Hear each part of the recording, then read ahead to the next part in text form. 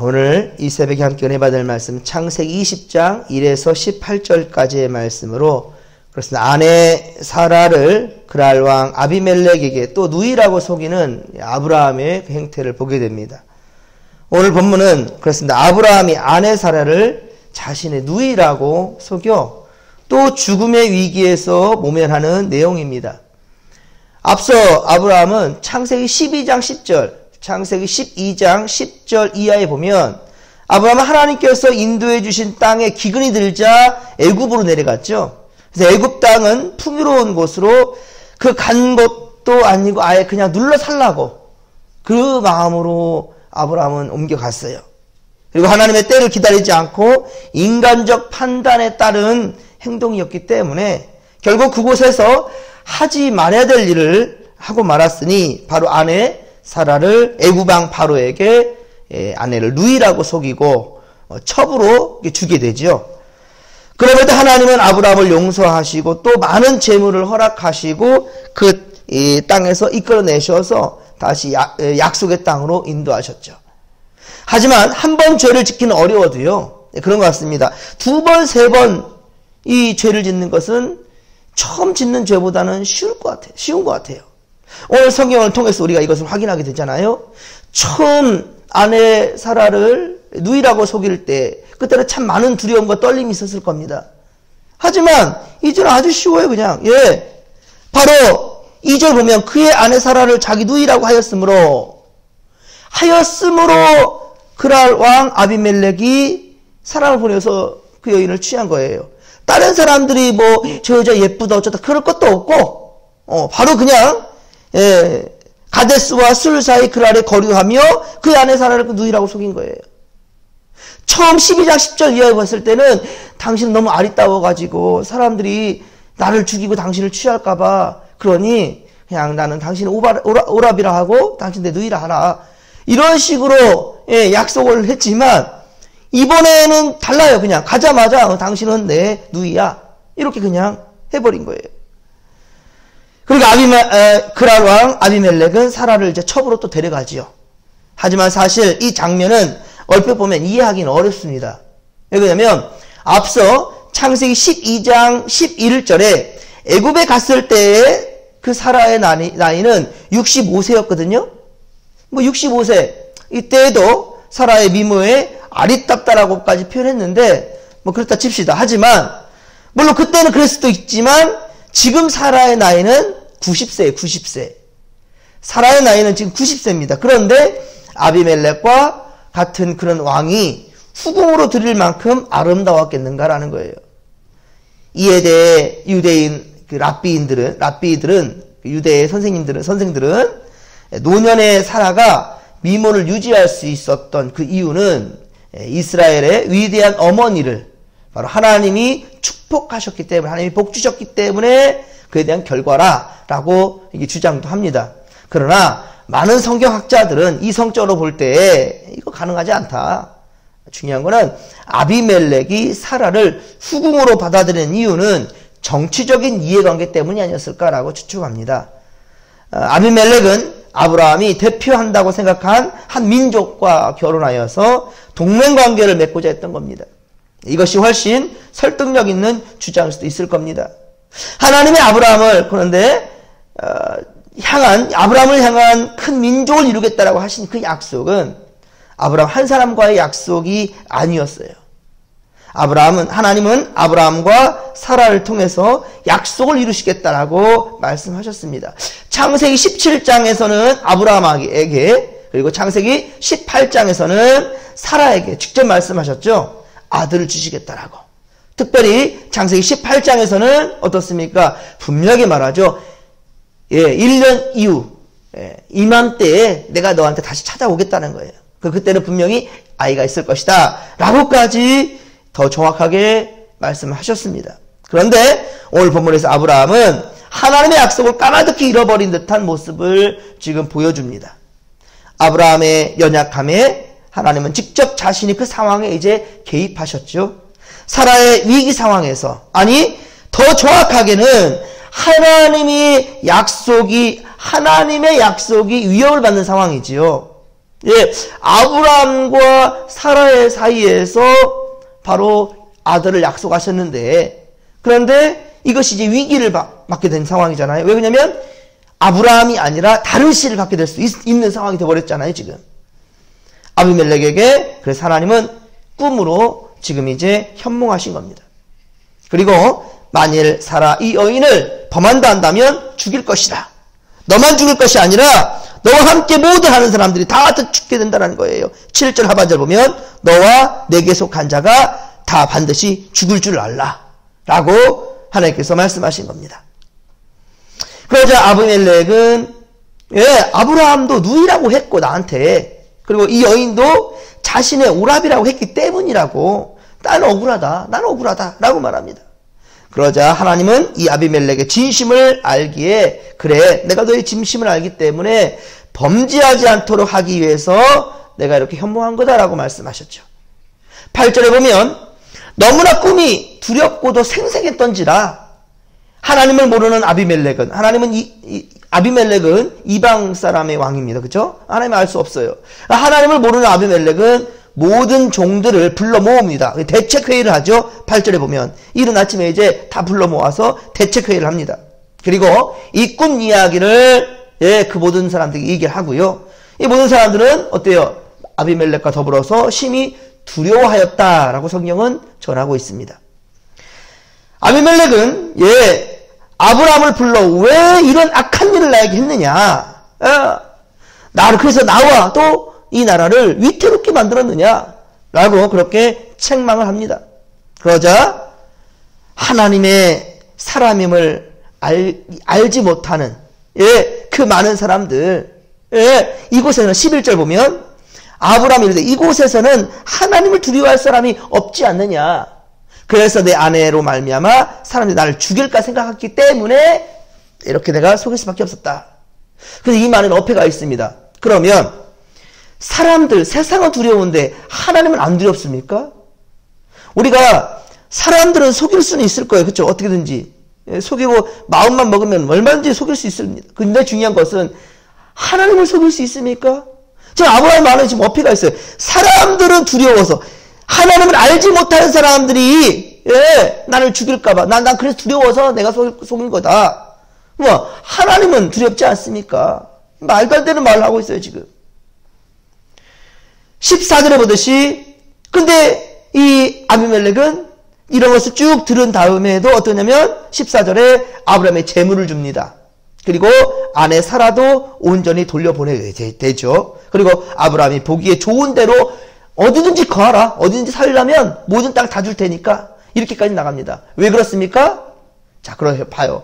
아브라함은 사람들이 두려워가지고 자신들이 이렇게 내 아내도 속이는 이런 판이지만 아비멜렉은 꿈에 보았던 하나님이지만 너무 생생했던 거예요. 그러니까 자칫 이 하나님의 사람을 건드렸다가는 큰일 나겠다.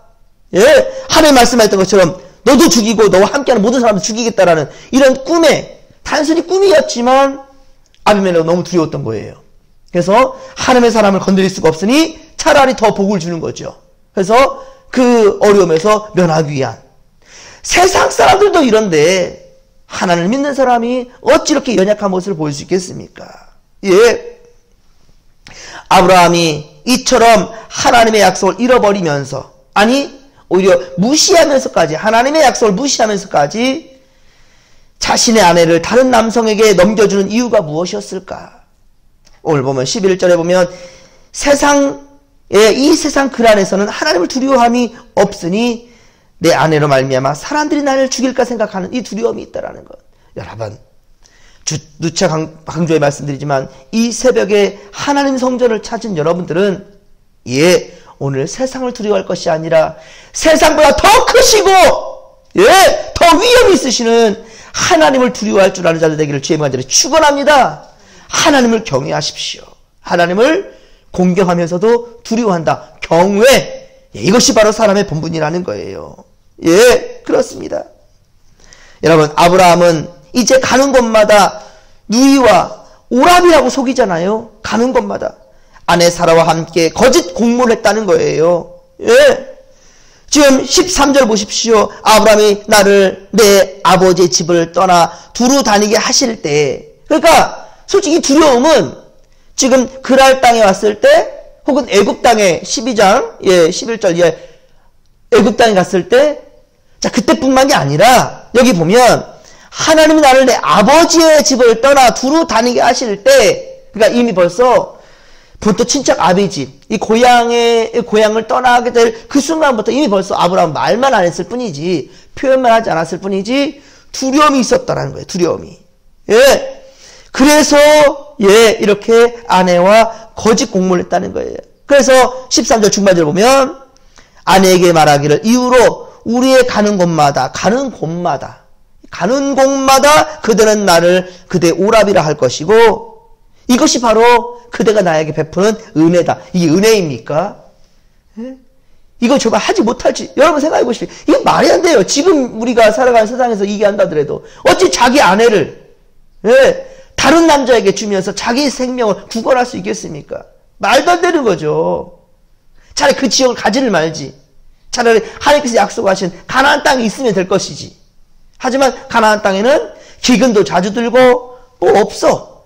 그러니까는 계속해서 하나님이 원하시는 자리가 아니라 세상의 눈에 보기 좋은 곳으로 가는 거예요. 이런 모습을 본다 한다면 조카 롯과 뭐가 달라요? 조카 롯 또한 역시 눈에 보이는 좋은 곳으로 다 쫓아갔잖아요. 예, 아브라함이 지금 자기 살라고 아내를 누이라고 속이면서 다른 남자 아내에게 준다는 거예요. 이 말이 안 되는 거죠. 아브라함이나 롯이나 50보나 100보예요, 사실은. 하나님 입장에서 볼 때 너무 속상하고 답답했을 겁니다. 그러나 조카 롯이 했던 그 모습과 참으로 아브라함에게 있는 이 두려움, 하나님의 도우시는 손길을 누차 보았음에도 불구하고, 사실 아브라함은 조카 롯이 요단 좋은 땅을 다 차지할 때도 그랬고요, 소돔 성읍을 위해 싸울 때도 그랬고요, 하나님의 소돔성 심판 때에도, 롯을 위해 기도할 때에도 역시 하나님의 도우시는 손길을 보았습니다. 그러나 두려움은, 자, 이 문제가 이겁니다. 두려움이에요, 두려움. 사람이 연약한 존재예요. 아무리 여러분들이 믿음 좋고 잘 결단하고 믿음대로 산단다 할지라도요, 두려움이 엄습했을 때 아브라함의 믿음을 꺾어버린 거예요. 사실은 사람의 믿음이 좋다 아니다 우리가 판단할 것은 아닙니다. 왜 그러냐면 동전 하나에 동전 하나. 예, 믿음에서 불신자로 가는 거 너무 쉬울 것 같아요, 사실은. 반대로 불신자가 예수님 믿고 생명의 땅으로 생명의 길로 나오는 것, 이것 또한 역시 그렇습니다. 동전 앞뒤로 같아요. 사랑하는 성도 여러분, 그러기에 무슨 일을 추진함에 있어서 걱정이 되십니까? 앞날 알지 못한 일들에 대해서 두려움이 있습니까? 여러분, 기도하십시오. 찬양하십시오. 할렐루야. 주님께서 우리 마음에 평안을 더해 주실 것이고 피할 길을 내어주셔서 능히 그 시험을 감당하게 하신다는 거예요. 믿으시면 아멘 합시다. 마태복음 2장 41절에 주님 말씀하십니다. 마태복음 26장 41절에 그래서 시험에 들지 않게 깨어있어 기도하라. 마음에는 원이로되 육신이 약하도다 라고 말씀합니다. 그러니까 하나님께서, 우리 주님께서는요, 우리의 이 기질을 잘 알아요, 기질을. 두려움이 엄습했을 때 반드시 실수할 수 있다는 거예요. 두려움이 엄습했을 때. 그래서 아브라함은 확신이 서지 않으니까 바로 하나님 말씀하시고 인도하실 때에는 아브라함이 매 순간 예배하고 찬양하고 하나님께 정말 제단 쌓고 그렇게 하나님께 나아갔을 때는 그 두려움도 이겨낼 수 있었어요. 하지만 아브라함이 두려움이 엄습했을 때 인간의 생각과 방법으로 그렇게 나아갈 때 그때는 실수하게 된다는 거예요. 아브라함 가는 곳곳마다 예배를 드렸습니다. 실제로. 그랬을 때는 어떻습니까? 이게 바로 아브라함의 장점. 그런데 두려움이 몰려오자 하나님께 의지하기보다는 인간적 판단을 의지하고 바로 거짓을 꾸미다 보니까 이런 말도 안 되는 짓을, 이런 말도 안 되는 죄를 짓게 되는 겁니다. 하나님께 묻지 않고, 하나님, 내가 지금 죽을 것 같아요. 내가 지금 위태로운 상황입니다. 하나님, 어떻게 했으면 좋겠습니까?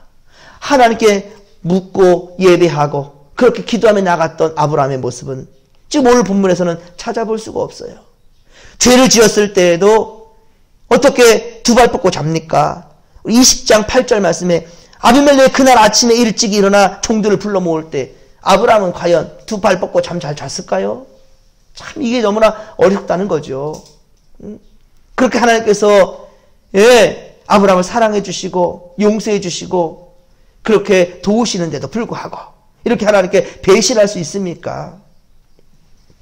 두려움이 몰려오자 하나님께 의지하기보다는 인간적 판단을 의지하고 그렇게 거짓을 꾸몄던 이 아브라함, 이러한 전처는 우리가 절대로 밟지 않기를 간절히 빌고 소망합니다.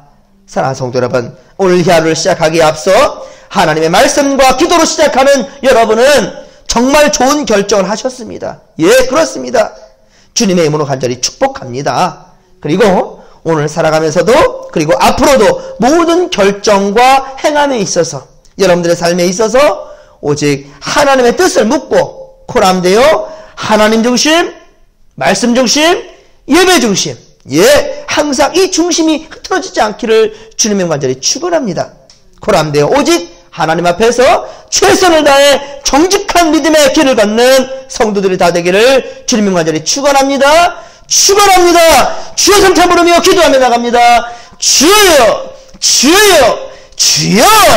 살아계신 하나님 아버지 고맙고 감사를 드립니다. 우리와 함께 하실 하나님, 우리 기대하며 우리 주님께 도우시는 그 손길, 주님의 손길 강한 팔로 붙들어 주시는 주님을 우리가 의지하며 나아가길 원합니다. 주여 함께하여 주옵소서. 성령